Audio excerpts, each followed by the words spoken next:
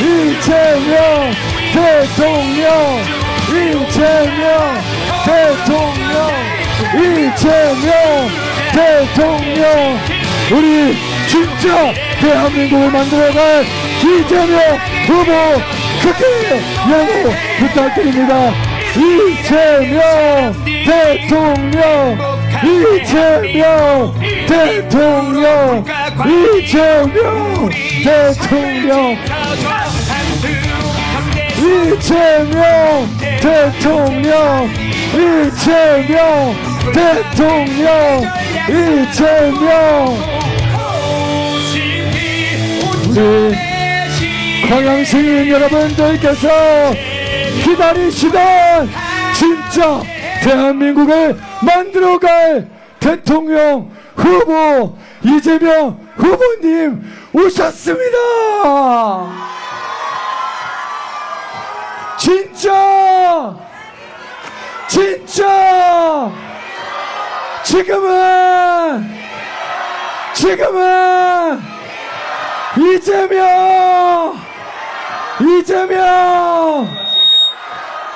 이재명 대통령 후보의 연설 큰 함성으로 들어보겠습니다. 이재명.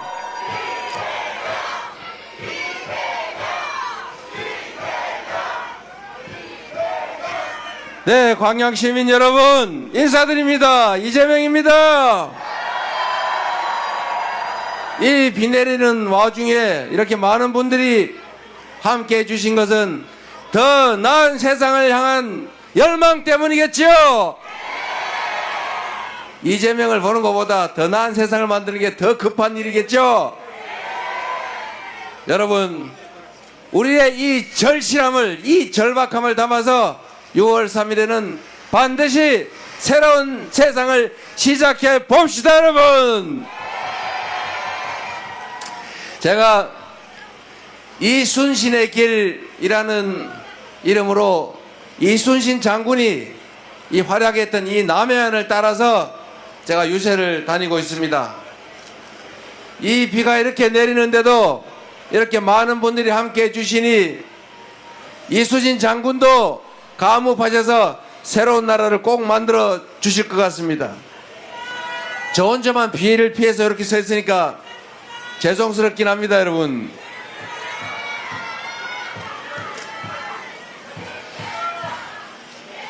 이순신 장군이 여러분 아시는 것처럼 23연승이라고 하는 엄청난 전과를 올리면서 조선을 지켰죠. 조선 백성 수백만 명이 선조의 그 무능함 때문에, 그 무책임함 때문에 죽음에 이르고 산천이 피로 물들었습니다만, 그래도 이순신이라고 하는 위대한 장군이 있었기 때문에 피해를 그나마 줄이고 조선을 유지할 수 있었던 것입니다. 그런데 제가 이순신 장군을 참 여러 면에서 배우려고 노력하는데 그 중에 하나가 이런 게 있습니다. 물론 철저하게 준비해서 이길 수 있을 때 싸워서 반드시 이긴다.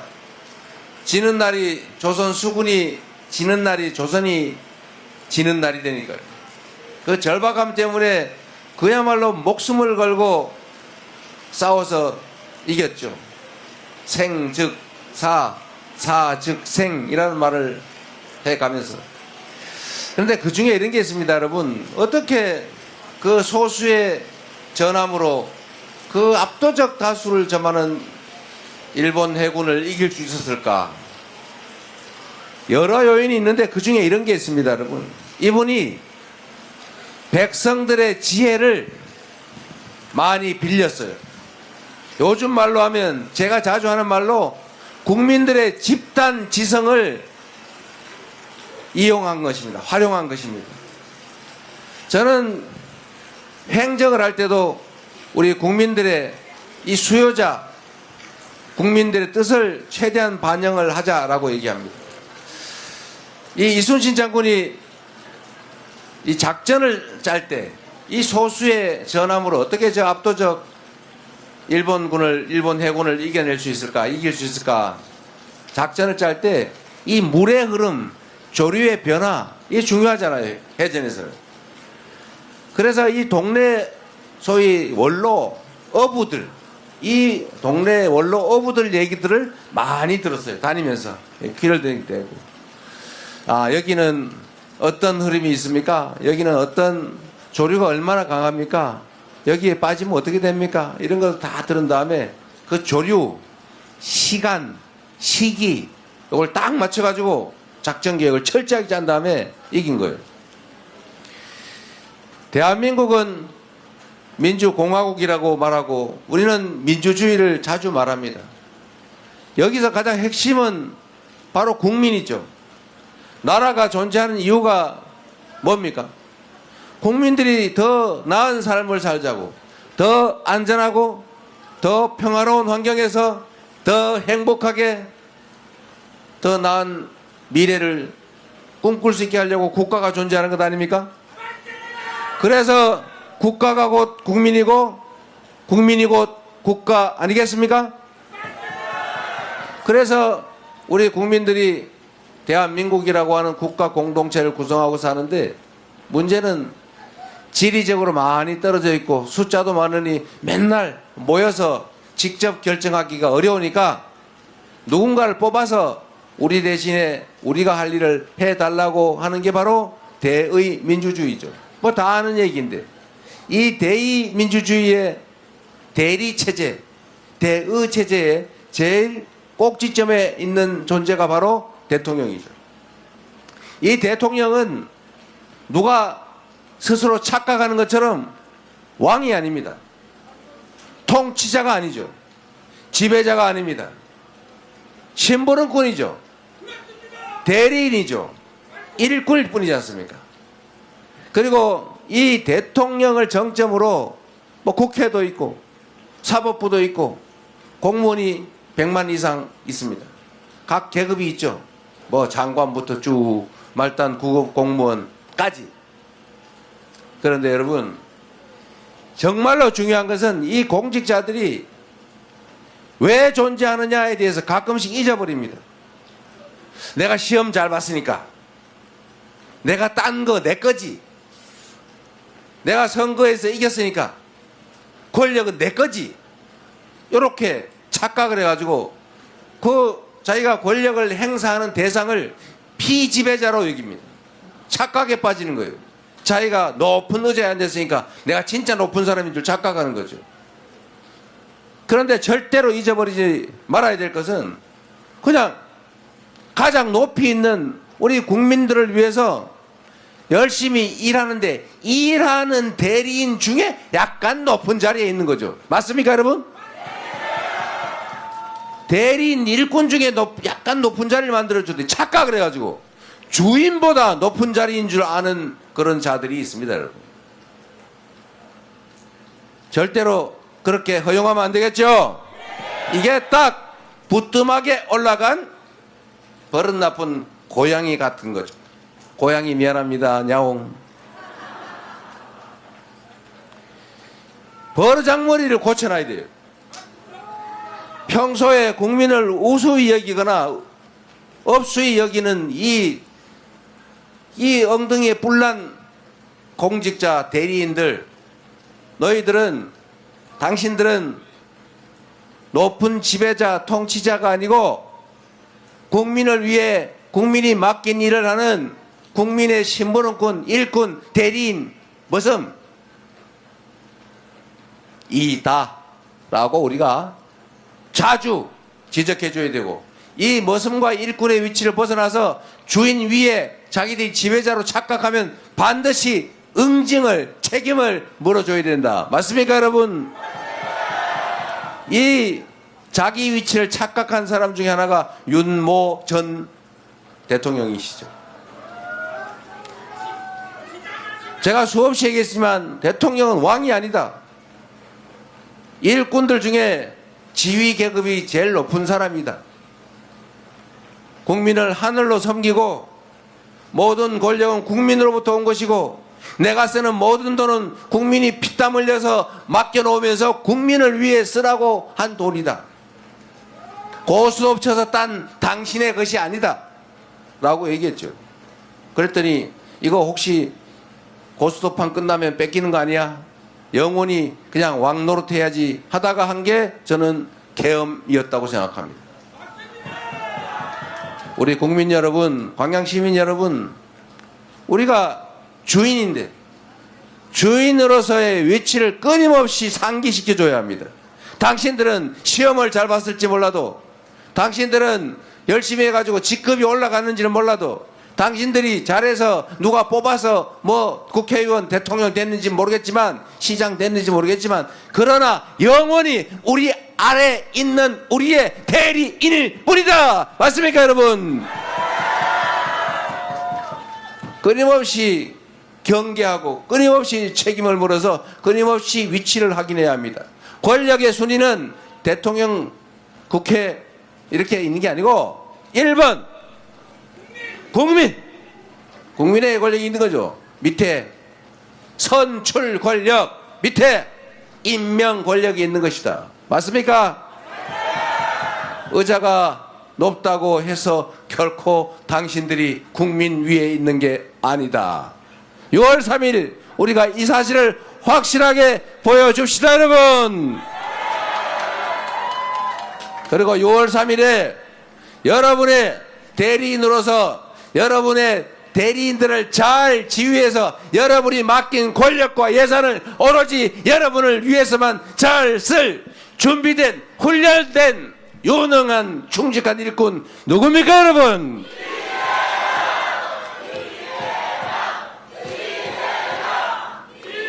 감사합니다. 그렇게 생각해 주시니 비가 조금 뜸해지는군요. 제가 빨리 끝내고 우리 기다리시는 분들 고생시키지 말라고 하던데 이제 그만할까요? 비가 조금 덜 내리니까, 자, 정치를 우리가 왜 합니까? 다 우리 잘 먹고 잘 살자고 하는 일이죠. 등 따시고 배부르게 해달라고 우리가 정치하는 것 아닙니까? 정치는 정치인들이 하는 것 같아도 누가 한다고요? 국민이 하는 거죠. 국민이 정치의 주체입니다. 정치는 정치인들을 국민이 뽑아서 국민이 하는 거죠. 책도 있죠. 제가 전에는 이재명은 합니다 그랬다가 요즘은 국민이 합니다로 바꿨어요. 사인도 많이 해드려야 되는데 미안합니다. 그거 자꾸 젖으면 나중에 보기 어려울 텐데. 네. 어쨌든 감사드립니다. 매출을 올려주셔서. 이 광양이 이 제철 산업이 매우 중요한데 요즘 중국 때문에 어렵죠. 뭐 중국의 잘못은 아니고 어쨌든 우리가 경쟁 관계에서 이제 중국의 추격을 따돌리기가 좀 어려워졌습니다. 똑같은 방식으로는 어렵고 새로운 방식으로 우리가 앞서가야죠. 수소하는 제철을 하든지 뭔가 새로운 다른 사람이 따라오기 어려운 새로운 방식으로 새롭게 시작해야 됩니다. 정부가 산업 전환도 지원하고 또 관련 산업도 개편해서 우리가 광양이 결코 뒤처지지 않도록 정책적으로 확실하게 책임을 지겠습니다. 그리고 제가 이 얘기도 말씀드렸는데 대한민국은 수도권 집중으로 문제가 심각해요. 지방이 균형 발전해야죠. 그런데 이제 길이 열렸습니다, 여러분. 앞으로 대한민국은 전 세계는 큰 변화를 겪게 되는데 대한민국이 겪게 될 변화의 첫 번째는 인공지능화죠. 피할 수 없습니다. 이제 보통 사람이 하는 계산 업무는 전자계산기가 대체한 지가 오래고 합리적 추론은 컴퓨터가 대체한 지가 한참 됐고 이제 패턴에 의한 행동조차도 인공지능이 다 대체하게 됩니다. 우리는 이 소위 노련한 정말 기능 인력이 중요하잖아요. 한참 동안 배워야 돼요. 그런데 컴퓨터가 사람이 하는 행동을 똑같이 분석을 합니다. 그럼 나중에는 사람들이 능숙한 노동자 역할을 또 대체해요. 걱정되기도 하죠. 그러나 그건 또 걱정할 일이 아니라 또 그에 상응하는 대책을 세우면 됩니다. 그래서 여기는 제조업도 인공지능을 도입해서 생산성을 올려야죠. 그리고 또 관리하는 인력도 필요해요. 그리고 관련된 산업들도 또 필요합니다. 정부가 그 준비를 해야죠. 그리고 또 하나 중요한 변화는 이제는 재생에너지 사회로 전환된다는 것입니다. 재생에너지. 우리나라는 전부 화석연료 다 수입하죠. 에너지 수입 의존도가 무려 98%라고 합니다. 다 수입해요. 그런데 이제는 화석연료로 생산한 제품은 팔 수가 없는 세상이 옵니다. 잘 된 거죠. 무슨 말이냐? 이제는 재생에너지, 이 무한한 자연에너지를 이제 에너지로 빨리 바꿔야 돼요. 제일 큰 자연에너지가 뭡니까? 태양. 이 무한하잖아요. 바람 좋죠. 그런데 우리나라는 서남 해안 지역이 재생에너지의 보고입니다. 해안도 아주 복잡해서 그 해안가에 있는 거의 방치되다시피 한 그 넓은 땅들에 태양광 발전할 수 있죠. 여기 좀 멀긴 한데 우리 신안군은 좀 일찍 시작해서 주민들한테 태양광 발전 산업의 30% 지분을 인정해 줬어요. 그래서 그걸 배당을 받아가지고 동네 주민들이 연간 가구당 250만 원 정도 이렇게 받는 데가 있다고 해요. 앞으로는 가구당 500만 원 정도를 받게 하겠다. 계속 태양광 발전 사업에 지분을 주민한테 주겠다. 이러니까 신안군에는 유일하게 인구가 늘어나고 있다고 합니다. 훌륭하지 않아요? 박수 한번 쳐주세요. 그 신안 군수가 제가 개인적으로 좀 아는 바구리안 군수인데 안타깝게 뭐 사소한 걸로 꼬투리를 잡혀가지고 군수 자격을 잃었더라고요. 하여튼 신안군의 극히 일부를 태양광 발전 산업을 했고 그 중에 30% 지분을 주민한테 지분으로 준 거죠. 그렇다고 주민들이 뭐 30%를 돈을 내고 투자를 하느냐? 그것도 아니죠. 다 펀드에서 지원받아가지고 이름만 하면 펀드의 이자와 그 수익률의 차이만큼 받는 거예요. 이거 하다가 이 군수가 아마 중앙정부의 미움을 좀 많이 받았던 것 같습니다. 다른 데 하지 말라고 했는데 굳이 해가지고. 자, 이거를 이제 전남 또 경남 이 서남해안 전체를 그런 방식으로 바꿔야 되겠죠. 문제는 정부의 의지입니다. 지방정부, 시장, 군수들의 의지죠. 도지사의 의지. 그리고 앞으로는 전기요금도 거리 비례제가 도입이 됩니다. 전기는 생산해서 송전하는데 비용이 많이 들어요. 그런데 우리나라 이상하지 않습니까? 영광에서 전기를 생산해가지고 서울로 보내서 서울 사람들이 쓰는데 전기요금이 똑같아요. 이상하지 않습니까? 생산지 가격이 배추도 생산지가 싸고 저 도시에 가면 좀 비싸지고 그러잖아요. 수송비가 감안돼서.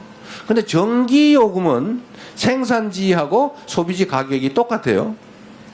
좀 이상하지 않습니까? 별로 안 이상한가 보네요. 말이 안 됐죠, 사실은. 매우 불평등한 겁니다. 그 생산한 곳에서는 비용이 싼 대신에 생산했다는 피해가 있잖아요. 그 원전 근처 불안하잖아요. 화력발전소 근처 불안하죠. 공기 오염되죠. 어쨌든 그런 것들을 감안하면 이제는 생산지와 이제 소비지, 그 수송 비용, 송전 비용을 감안해서 전기요금을 차등화하는 법이 곧 이미 도입됐어요. 앞으로는 이게 이제 조금 시행돼 가야죠. 그러면은 어떤 일이 벌어지냐?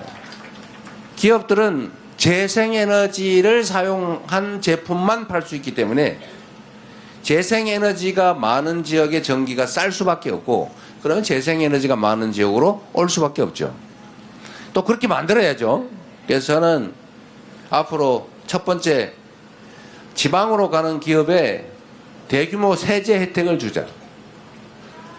두 번째, 지방으로 가거나 아니면 지방에서 시작하는 기업들한테는 땅이나 이런 것도 특혜를 혜택을 줄 뿐만 아니라 또 다른 혜택을 줄 수가 있죠. 규제. 좀 자유롭게 웬만한 규제는 다 완화해 주자 또는 해제해 주자. 세 번째, 전기요금 차이를 확실하게 해서 지방에는 정말로 생산지에는 좀 더 싸게 지방 균형 발전에 도움이 되니까요. 이렇게 하면 아마 지방에 대한 산업 수요 상당히 많아질 거다. 그리고 정부 차원에서 집중적으로 밀어붙여야죠. 그러죠? 그리고 광주 전남은 재생에너지 중심 산업으로 대대적으로 개편하자. 그래서 살 길을 만들자라는 게 제가 가지고 있는 구상이고 5년 안에 당장 다 될지는 모르겠지만 최소한의 그 기반은 만들고 시작은 할 수 있을 겁니다. 우리 희망을 가지셔도 될 것 같습니다, 여러분.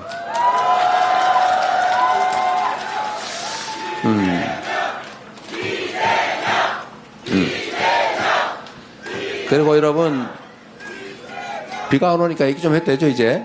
네. 그리고 여러분 대한민국 경제가 많이 어렵다고 해요.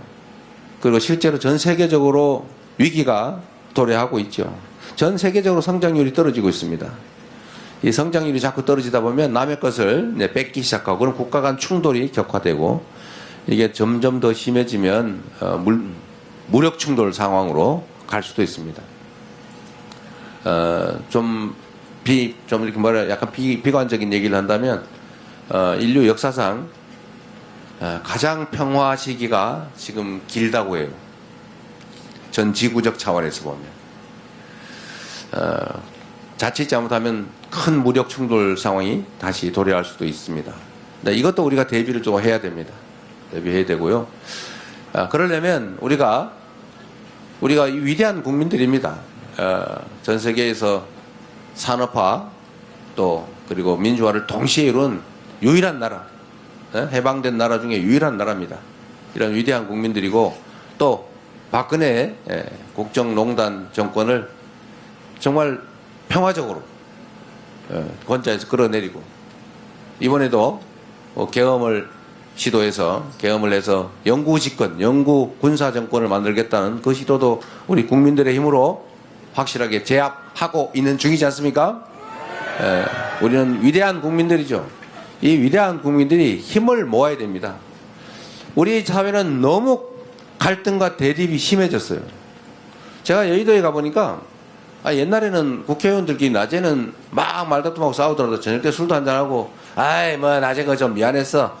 또 어디 다른 길을 한번 찾아보자. 뭐 이렇게 했는데 요즘은 진짜 싸워요. 애들도 아니고 감정을 가지고 진짜 미워해요. 말도 안 해요.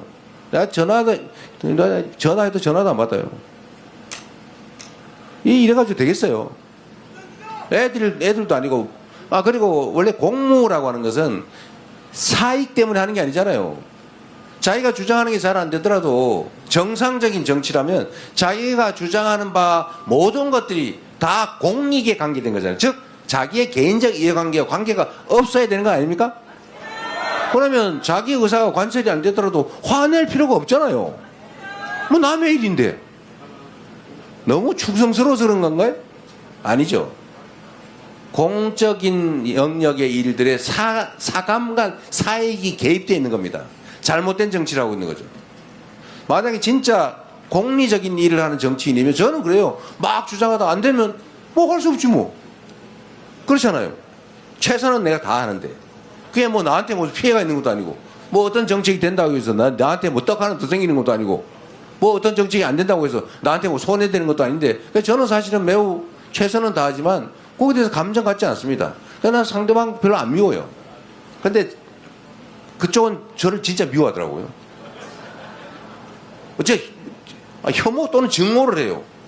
제가 잘 생각을 해봤어요. 이게 공사구별이 안 돼서 그런 거구나.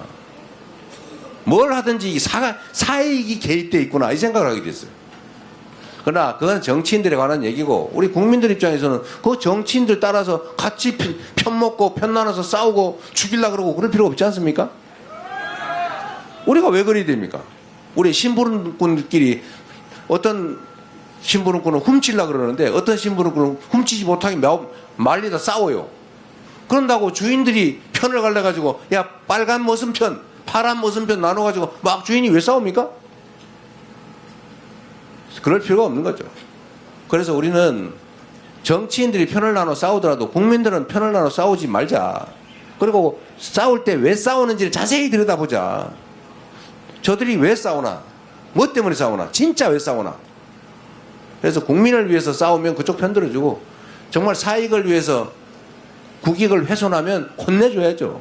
그래야 정치인들이 다음에 국회의원 한 번 더 해보기 위해서라도 국민을 위해서 일하지 않겠습니까?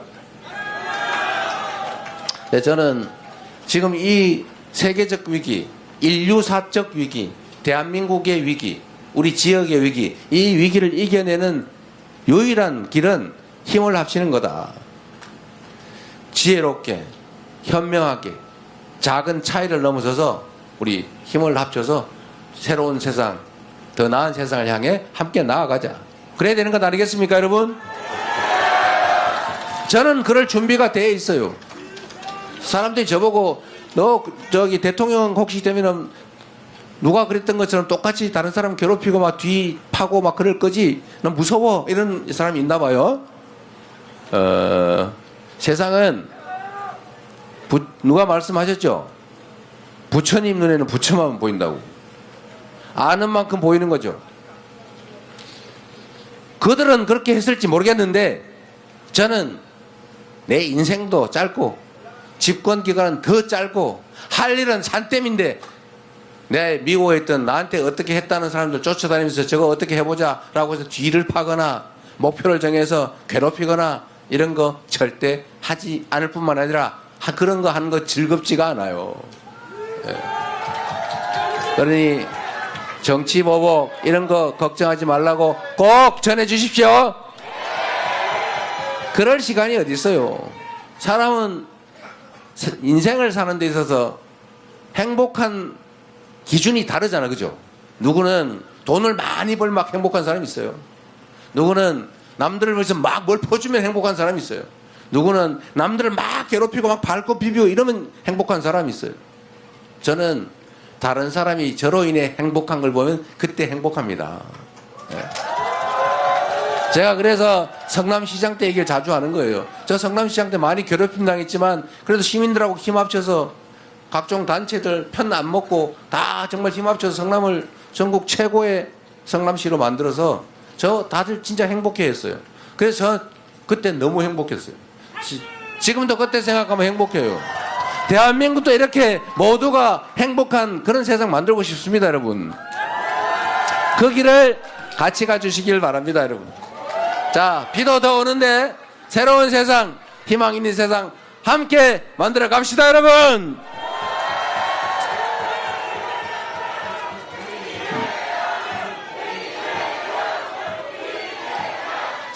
준비된 충직한 일꾼, 훈련된 대통령 후보 이재명한테 기회를 주시면 전혀 새로운 대한민국을 만들어서 여러분께 보답드리겠습니다. 고맙습니다. 지금은 이재명입니다. 고맙습니다.